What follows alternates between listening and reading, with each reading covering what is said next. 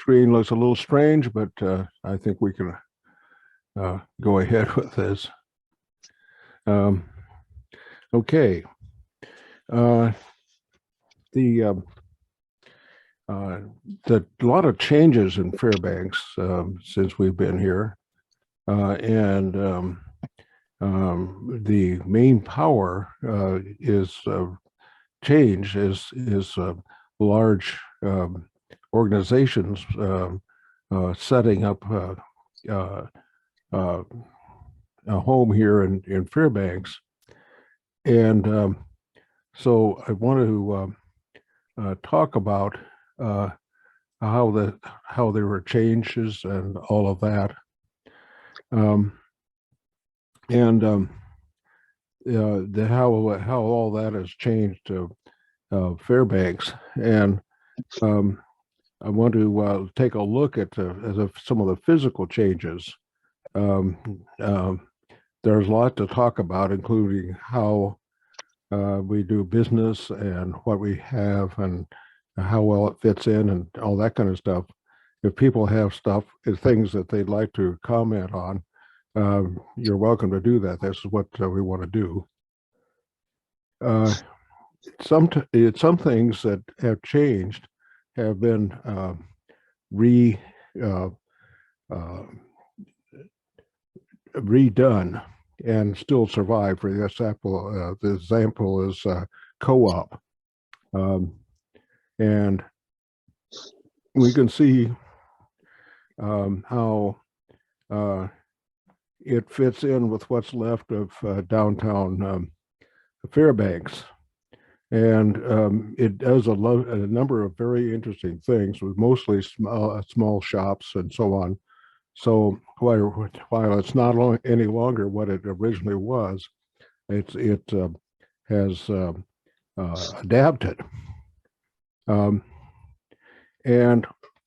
looking at Fairbanks, there's not all that much left of it, but there still is a core and a condensing and all that. But shopping really has moved out, and it's very difficult, I think, to just walk around and go to shopping. Getting to Walmart or it's or even the Safeways and all that kind of thing. People can get around somewhat with buses, but it really has changed. Everything seems to be active. Mostly is out of town, and town seems to be in decline because a lot of it's just plain gone, and that affects how we shop and all the rest. The way that a co-op has been done has moved into motives of having little shops in it, but there are only so many little shops available, so this can only be done in a few cases, I think, and it serves as a cultural phase where there are things going on, so mostly small grade. Here's in one of the coffee shops. There's a little concert going on. But when anything was built in Fairbanks, big stuff, including some of it's been done a long time ago. It's gotten rid of the old parts of Fairbanks, and it just requires that to build. And this happened with the apartment houses we were looking at, and also in place things like the J.C. Penney store, and we have pictures of what was taken out when they was go in. but it reduces the kind of housing that people used to have. And you know, with the new downtown part, um, all kinds of things had to be taken out in order to build. In this case, the hotel and the court building, and you can see what's left of the Second Street here and all that. But it really changed town. And the thing is that an operation like Sears or Sam Club or J.P. Penney's, that they operate on a national scale, and they operate as part of that, not necessarily adapting, particularly to the consideration of what Fairbanks is like. I remember that going to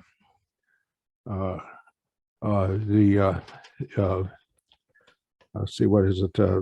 The Kmart building when it first went up. I took a look at it and I walked in, and they had some displays up.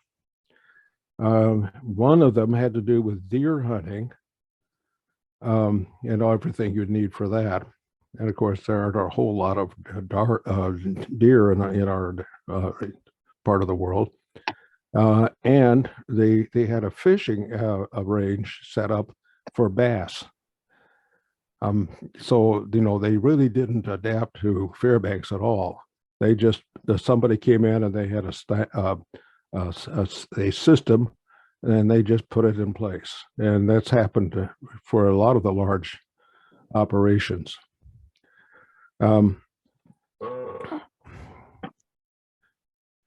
So one of the things that I've been interested in myself is what's left of the old Fairbanks, and there's less and less of it to look at. Some of the old residents existed for a while, but they're disappearing. Whole blocks are empty now, especially around the fire hall, that area. There's just almost nothing left. Now, if you go back to the pipeline era, there was very little well built up areas and ready for something like that. And so almost anything was needed and used. For example, somebody's trying to lease this thing, and this would be, I think, in 1975 or 76 when I took this picture. I mean, everything was at a real. There's a need for more than what was available. Believe it or not, this is a rental property. This old bus was sprayed with insulation, and the landlord was renting this out. And it was, you know, I find this is interesting. I wonder what someone would be willing to pay for rent for this. And a lot of little places were put together. There's a whole bunch of this stuff still around in the woods around south south of the city. Part of it was wiped out earlier by the dikes down by the river, by the Tanana. But there's still a lot of stuff around. And people took care of themselves as best they could, with building up their own stuff.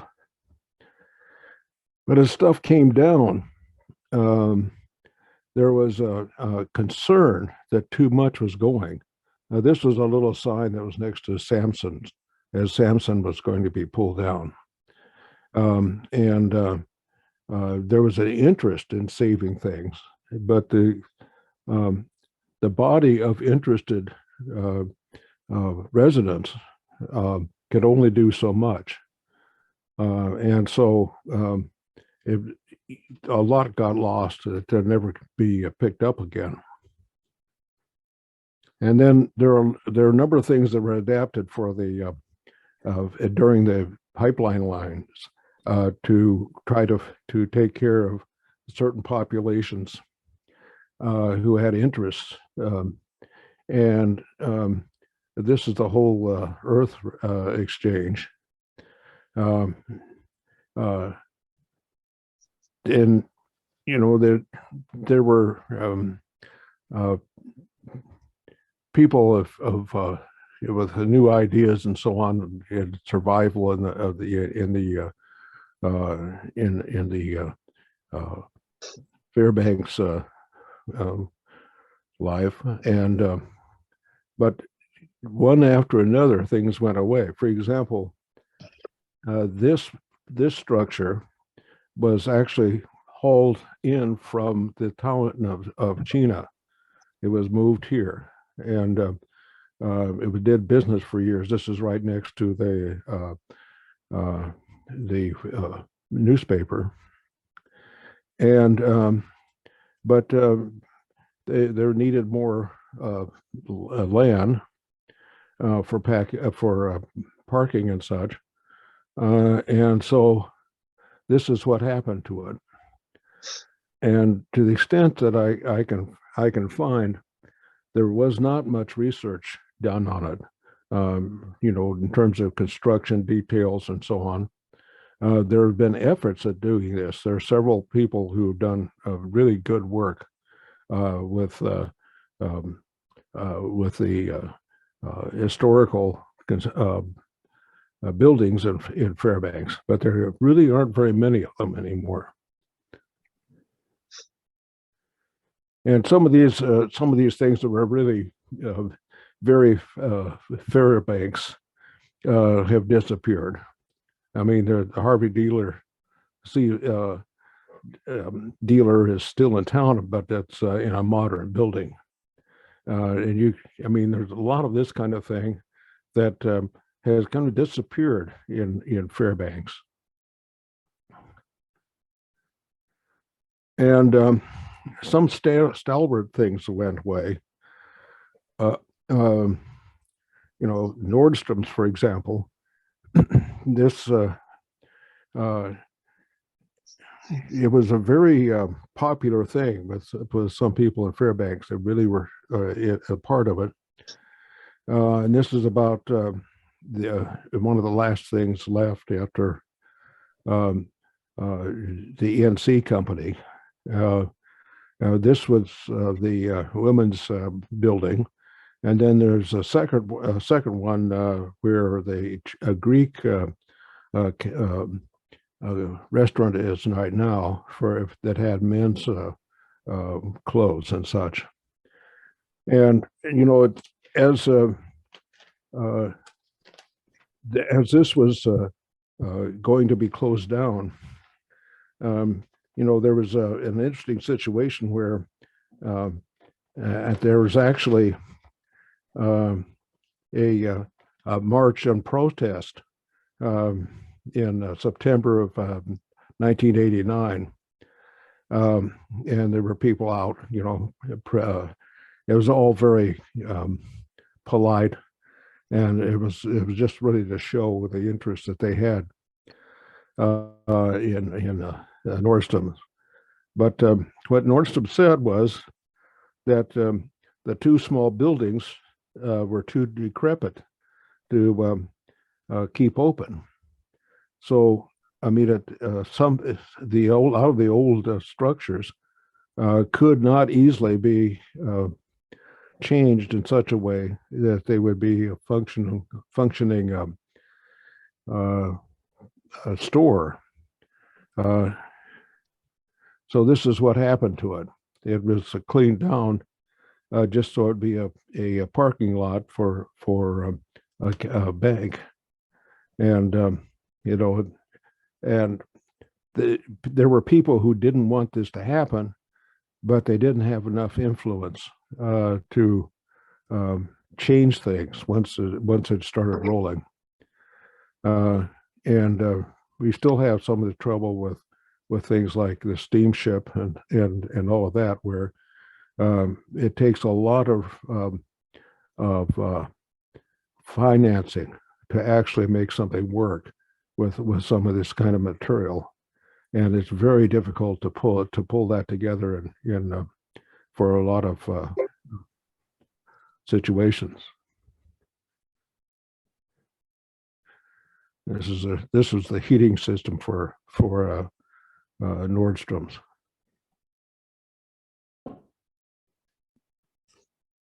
But then there were building around quite a bit. This Bentley Mall, for example. And one thing I found interesting here was that this space then became a really important center for various organizations. So if they wanted to have crafts of some kind or something, they would be there on Saturday and would put out their stuff in the middle of the mall, and people would come in, and that would be a space that they could use. And what I found now really is there's less and less of that, where the malls themselves are becoming kind of playing a small role anymore. And there are things like this is where it would be a polling place for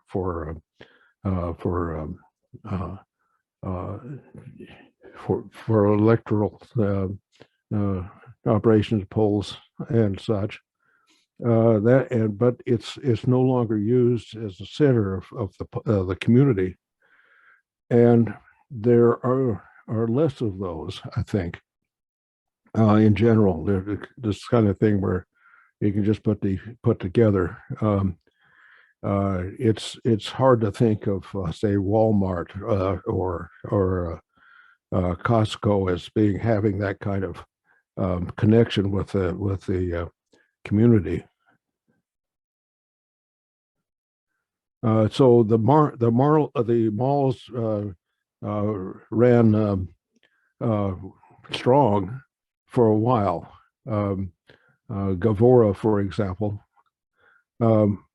and he had a small chain of grocery stores, which is what this building used to be before Joanne moved in, and that whole operation would finally disappear. And Foodland, which was this building before, was one of the best groceries in town, and they've partially used it again. A small restaurant,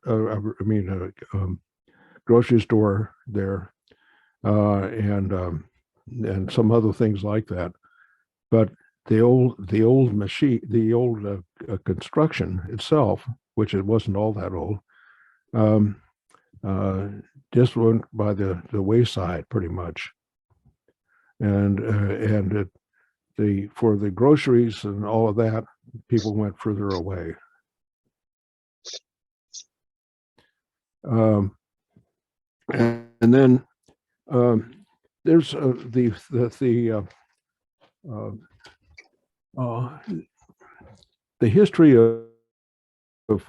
Sears, and with is interesting because by about 1900, maybe a little before that, actually, they started putting out their catalogs. So, for example, in 1894, Sears catalog was 322 pages. And then in 1895, it became 532 pages. And this was oriented primarily to rural population initially. And farmers and small towns would get a lot of their stuff by mail, not so much by mail, but by ship. When they started adding things like sewing machines and bicycles and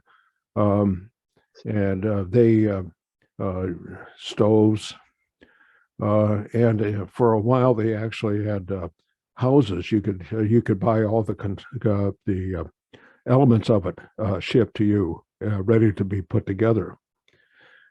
And this was a big deal, I think, up through the 50s. I grew up on a farm in Kansas, and we would have two shipments from Sears every year. My father would put all this together on a page, all the numbers necessary for what he wanted and so on. And it would be shipped from Chicago to Augusta, Kansas in a big box. And we would go down and pick it up and take it home and then open it up. I mean, that's how we got the supplies. What it required was a long period of time that things would be on the market. For example, the Sears would put together this catalog before they actually printed it, of course. Then they printed it, and it would generally be good for a year. So they'd have to have everything still in stock, and then they would ship it. It was something that was as fast as it needed to be in that particular era, but instead of becoming the Amazon kind of operation, they still had catalogs and such to a certain extent. Instead, they started building stores all over the place. There are whole lots of them. And they were like other operations, chains and all that stuff. It was kind of one kind of arrangements for no matter where you were. So you'd have the same kind of stuff in Wichita or Kansas City or whatever as you would have when Fairbanks finally got a store. Before that, they did a tremendous business in catalog purchase. For example, if you wanted to see people, your fellow Fairbanksians, you just go out to you go to the Sears as the stuff was coming in, and people were picking up their orders. I mean, it was doing a heck of a job. There was a little bit of competition. Montgomery Ward was there around, but I don't think it was anywhere nearly as popular. And all that seemed to work pretty well. But then I noticed what happened when they opened their store. And that is that initially they had people who knew what they were doing. There was a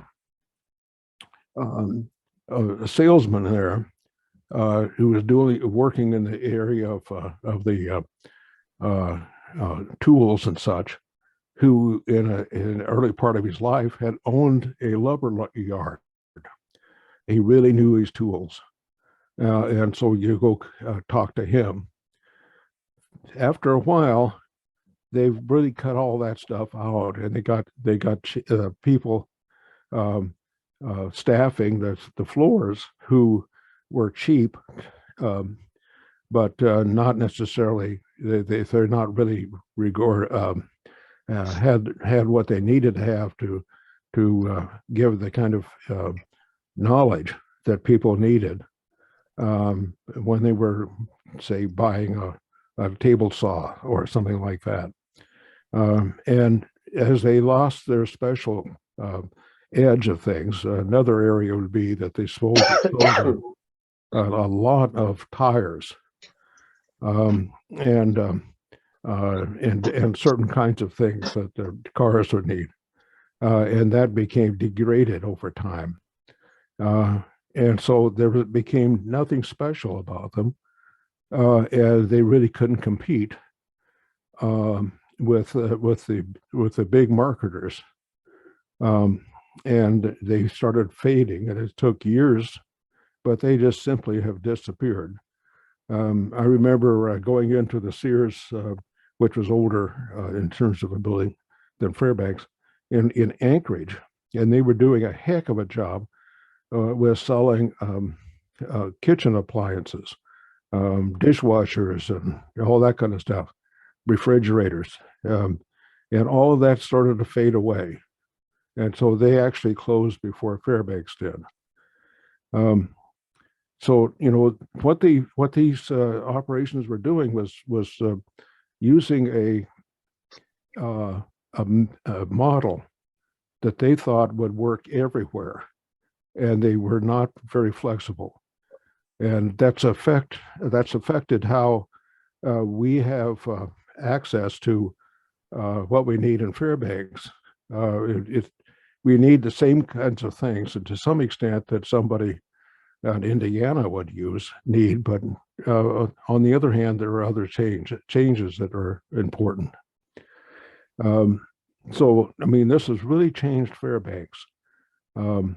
It's very different than it was when everything was pretty much in the kernel of the city.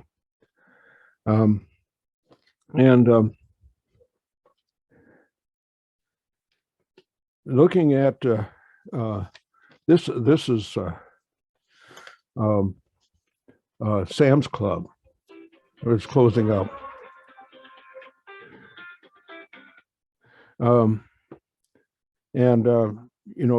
Looking at it, they're closing down here, you can see that everything is standardized. There's a plan for everything, and they knew how to do it. They do it quickly.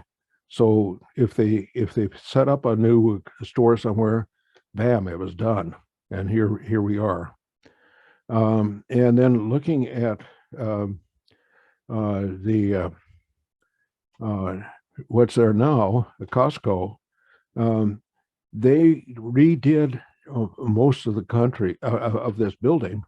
They didn't adapt it. They wanted to make sure it was exactly what another Costco would be. And so if they had to move something a few feet one direction or another, they would do it. And so it had to be the exact plan that they operated on. And it could be run by anybody, no matter where they came from. And see, all this stuff can be put up right away, and they can be taken down easily and quickly.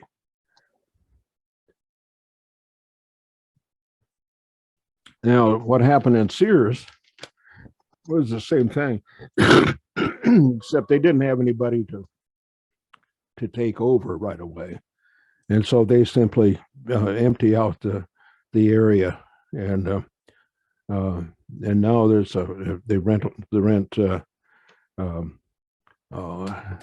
trailers and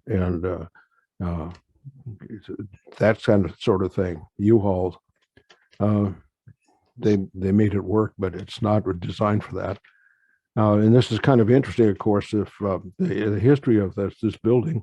It was originally built to be a recreational area, primarily something that adolescents would like, and it wasn't a success.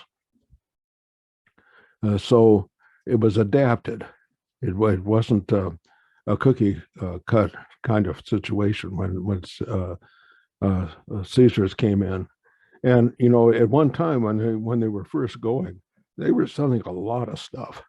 And toward the end, you could look at it through and all you would see was an occasional um, uh, uh, clerk trying to find a someone to sell something to, but it was very difficult. The question is, why did that happen? And Sears had tremendous assets when they started declining. They could do anything they wanted, but it just didn't work out. And it affected Fairbanks because, they then disappeared. And a lot of businesses that were local, once they faded away, they didn't have much to do. This is Persinger's. At one time, this was the largest snow machine seller in Fairbanks. And when the family was no longer running it, there it is. There was no use to be put for it, and so it just lies derelict. And things like used cars lots came and go and come, and it's very unstable use of the land. And all kinds of changes have happened with the car dealers. Drive-ins, food spots like this one. And this is down near the end of Cushman and off to the side. And another thing is that there's a lot of ways that people try to survive. There's a fairly substantial homeless population in Fairbanks. For example, they would take buildings that were not being used anymore and live in them, and then would leave, and then someone else would come in. This one has gone through that I know of 3 different occupants over a period of about 2 years in this building, and right now it's waiting for another one to come in. This is a system. This is again at South Cushman area, where this guy found a garage, and so he's put up a tent in there, and this is how he's living in any season. But most of the homeless really are almost invisible. They're camped all over the place. And I would like to document it more, but I don't want to get in an unpleasant encounter with those folks who don't want somebody poking around. And another thing that's changed, we're the places that workers, primarily people who are in Fairbanks without their families, would have places where they could rent. The Frontier Lodge is one of them. There were a couple more. None of them that I know of have any operation anymore. This Frontier Lodge was torn down just this last year. I have pictures of it in 1975. It's been around for a while.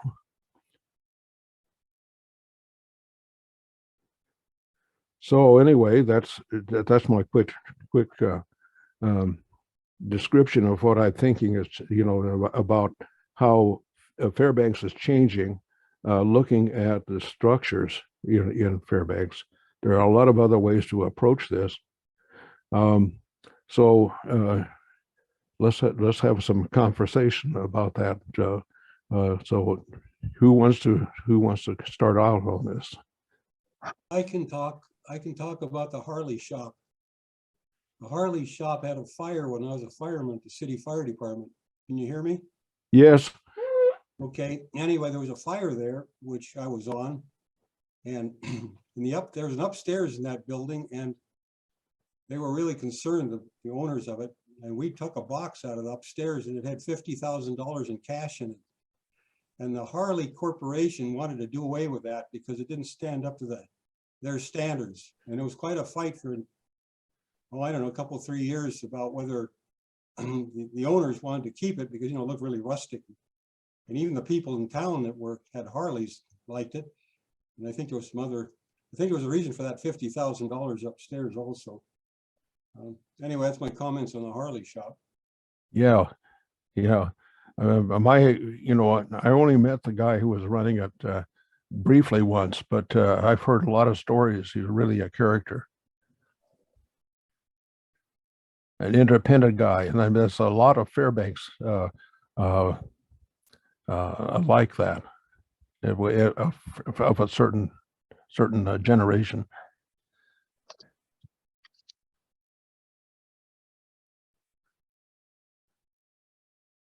I could make a comment also on the Frontier Lodge. I was in there a number of times as a paramedic, and it was really dilapidated. But back in the 50s, there was the Cabin Inn. And the Cabin Inn, there's a couple that ran that as a hamburger joint. And you get a hamburger and a milkshake for, I think, $1.25. The hamburger was $1. Milkshakes were the first milkshake machine in Fairbanks. It was something to go to. All the high school kids just loved the place, and the university. Anyway, it's long gone. It was the last building it was in behind the long building that they tore down. Yeah, didn't that place also have a Chinese restaurant in it once? That very well could be. I don't remember. Yeah.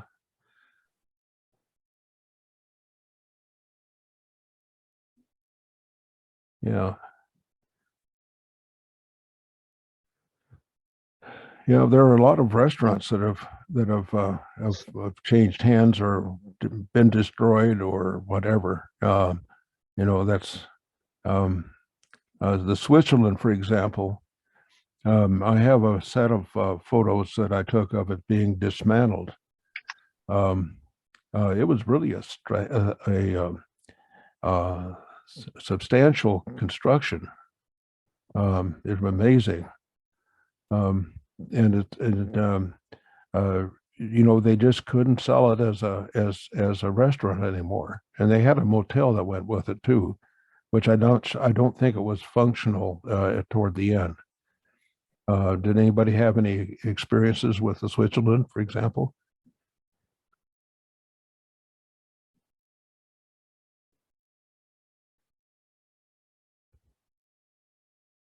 Yeah.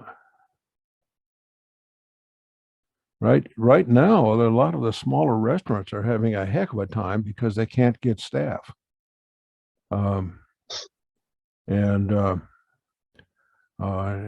Even the successful ones are cutting back on their the cookie jar, for example, is not serving suppers now because they don't have enough people.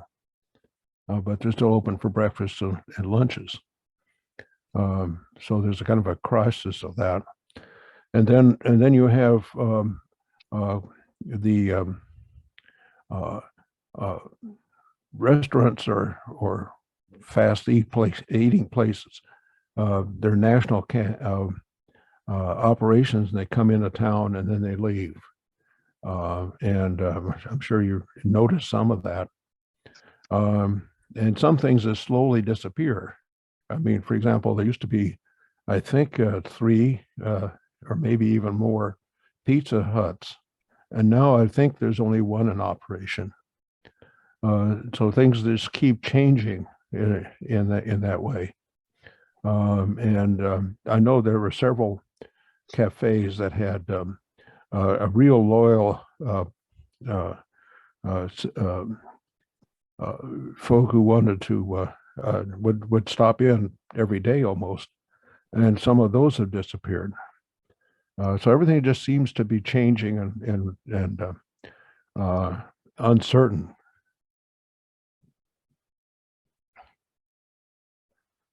Um,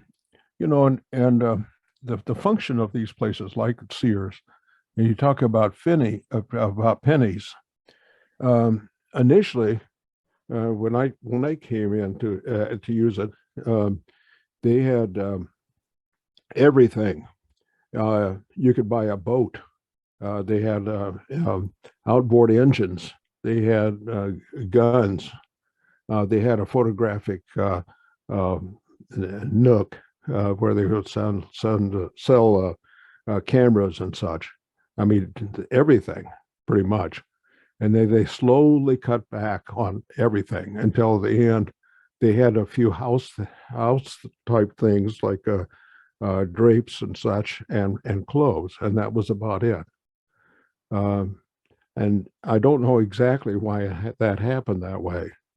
Whether it was a national issue, and I think it was because Penny wasn't doing very well from there on anyway, and they're gone now. I don't think there's any of them left. So I wonder if it has to do with how they manage things, or was something else killing them off. I'm not quite sure. Does anybody have an idea of what went on?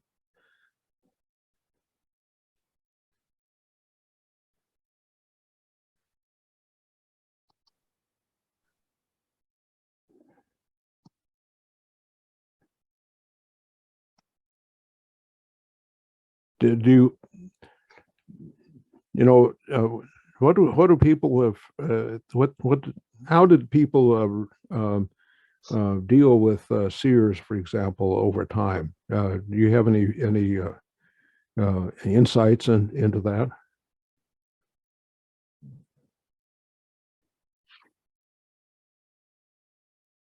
Well, I'll comment on Sears. The quality of the tools went way, way down. I think they were starting to get them out of Asia. And, it's the option of you take a look at somebody has a product, and if you find a product somewhere else you think is much better, well, they're gonna lose their business. And that was Yeah, Sears and Spades. yeah, I would agree with that. I think that's of course that's a national thing. You know, at one time they guaranteed their craftsman tools and would replace it if it had a problem. And then next for a while there would only be some tools that they would do that with, and then eventually nothing. And I'm pretty sure that's a national issue, not a local one. And that it drove away the good sales folk. I mean, they didn't have much to push anymore. You know, it had, for example, um, they they had a guy who was selling computers, um, uh, tabletop kinds of things, and he was pretty knowledgeable. But then he wasn't selling stuff, and there was this was um, in the uh, late 80s, early night. I think it was the early 80s. Um, he had a fairly fancy computer, and no one was buying it. And he told me he would knock off $300 on it if I would get it out of there that day. He'd get it out of here, and so I took him up on that.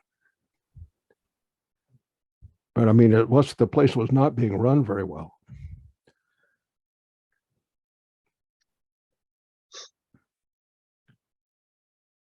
Um, if you guys would like uh,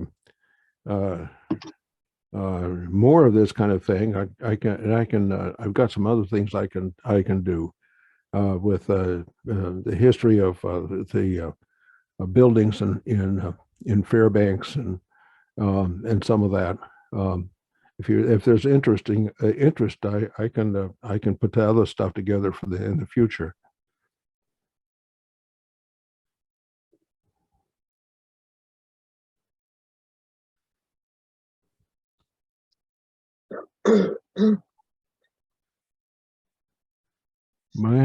I have uh, I think maybe 6,000 pictures of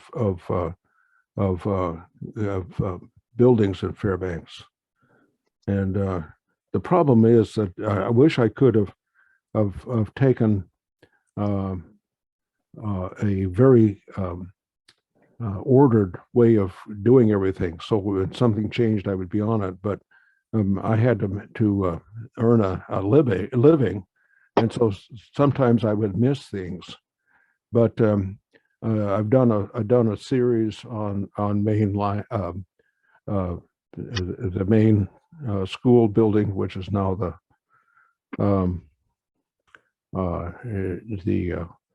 city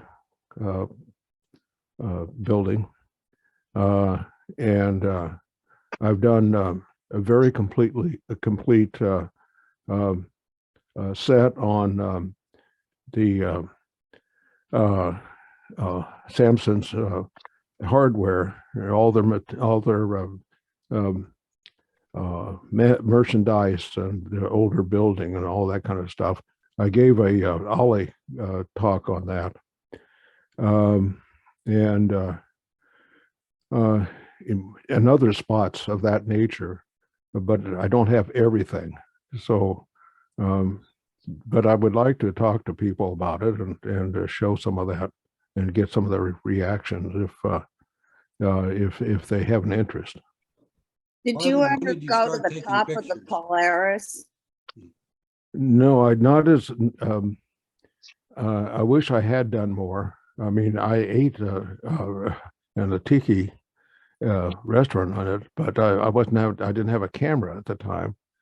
And then when I wanted to do something about it, I was warded off by people who said it's dangerous in there because of the mold. That you could, yeah, it really is a health issue going in. I would have loved to do it. Yeah, the view was very interesting from the restaurant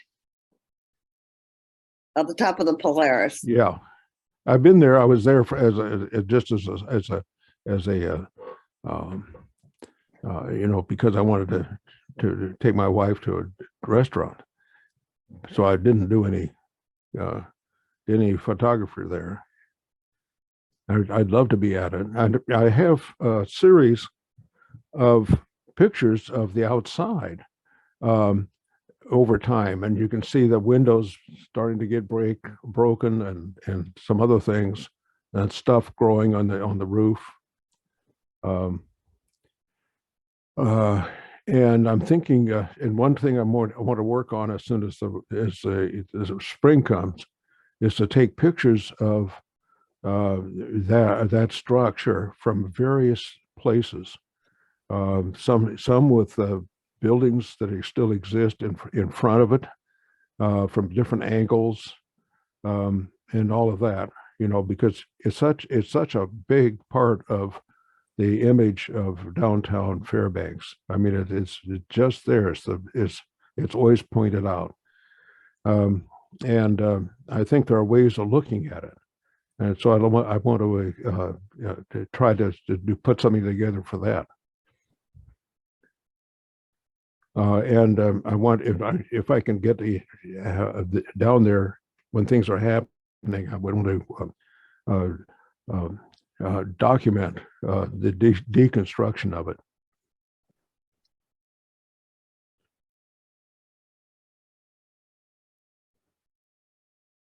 Other comments? I did just want to give you a time check. It is 4:01, Marvin, so there are people leaving. I'm just letting you know. Okay. And I don't know if you saw in the chat, but one of the suggestions I had was maybe a series around Esther, because there's like some very interesting buildings in Esther. And then Nan had a suggestion of maybe a series on developing the riverbank. Oh, yeah. Oh, that's good. Yes. Okay. Well, it sounds like things are winding down, and if people have an interest in this kind of question, drop a message, and I'll see what I can do. Thank you. Thank you so much, Okay. Marvin. It was very interesting. Okay.